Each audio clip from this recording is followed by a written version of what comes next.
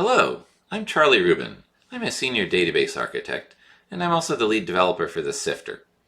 As you probably know, the Sifter, which you can find at thesifter.org on the internet, is a kind of Wikipedia for food history. We have information on thousands of authors, cookbooks, recipes, and the details within those recipes. And anyone in the world can create an account and they can edit and add to this information. So I'm going to give you a quick tour of our site. I'm going to break this video into 3 parts to make it a little easier. And let's begin with our home page. So if you go to, need to tell you I'm showing you a version of the site which is going to be in production within a few days. So this is not exactly what you'll see, but it should be very shortly. So on our home page, you'll see we have some basic information and some announcements, our mission statement, some frequently asked questions, etc. And up in our menu bar, browse search. This is the main thing that gets you to the data. But before I go into that, let me just cover the help menu.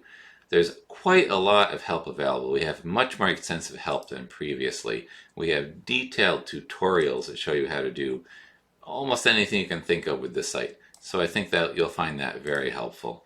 This also has abbreviations, a glossary of terms that you'll find. We have a news page which has mentions of us in the press, including the Wall Street Journal. We have a links page which gives you other sites which may be of interest to you.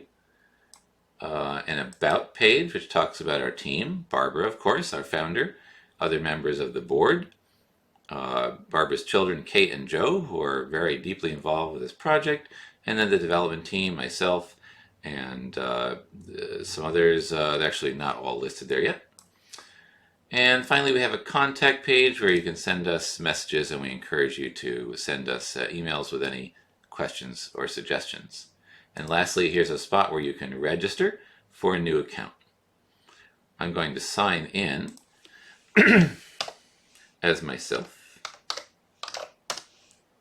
Oops, I did that wrong, so let's try again. Log in. There we go. Now, going over to Browse Search, again, this is the main place where the data can be found. So let me begin by talking about our tables. The main tables are authors, works, which are usually books, sections, which are things within the books, whether that's a recipe, a preface, an illustration, a table of contents, etc. Details, these are particular items within a recipe, say the fact that it uses milk and eggs and a whisk. Those are the details of a recipe. Items is a giant list of ingredients, equipment, and the like, translations of those items into other languages, and some smaller tables like our list of publishers, editors, and translators, and then some lookup tables for geographical areas. So let's click on one of these to open it up. What you're seeing now is our complete list of authors. Down at the bottom you'll see there's 8,850 authors currently in the database. For each author there's many pieces of information. As you scroll to the right you see there's more things over here. Not all of these fields are filled out for every author. For example, we have where they died quite often, but not always where they were born. But all the most important information tends to be on the left side here. And this is a very nice interface in that you, for example, can shrink and increase the size of any particular column. You can move the columns around to change the order just by dragging and dropping them. You can also change which columns are showing simply by unchecking certain ones in this list. And then you'll see those won't show unless you go back and re-click them here. Alright, if you double click it'll auto size for you. So that's auto size to this entry here. Now this information is paged. The page size is selected here. Defaults to 100 but can go up to 1,000. And you can move around page to page either one at a time or with this nice little slider if you want to go to a certain spot in the data. Let's say I want to find the last names. This is obviously sorted by last name.